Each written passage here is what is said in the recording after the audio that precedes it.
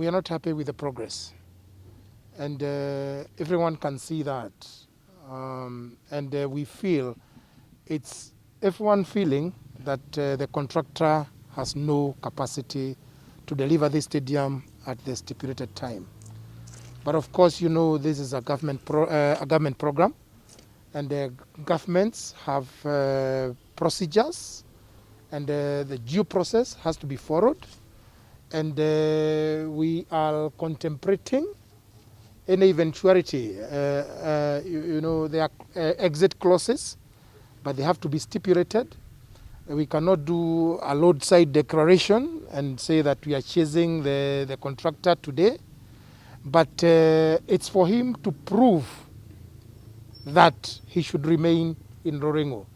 But from the gut feeling of the people behind here is that we are wasting our time with him, and but the due process has to be followed to make sure that we have amicable parting ways. Ruringu should have been delivered in July this year. And you remember the last time when we were here, a commitment was made by the same contractor that he is going to deliver the stadium by 30th of September. We know very well that you can see what is behind there.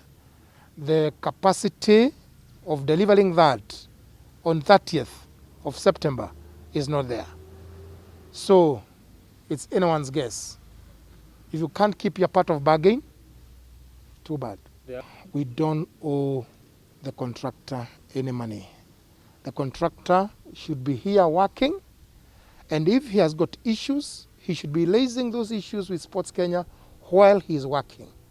He has no business terminating his contractual obligations, or not paying workers, or not being on site. And my Director General is here, and he can concur with me that the contractor should be on site. On my side as a chair, this stadium is behind schedule. It cannot be completed by 30th. I've directed the engineers from Public Works who are brought in this program. They come in and quantify the amount of work and the amount of work and the scope done by the contractor up to now, so that we start now looking onto other ways of delivering this stadium.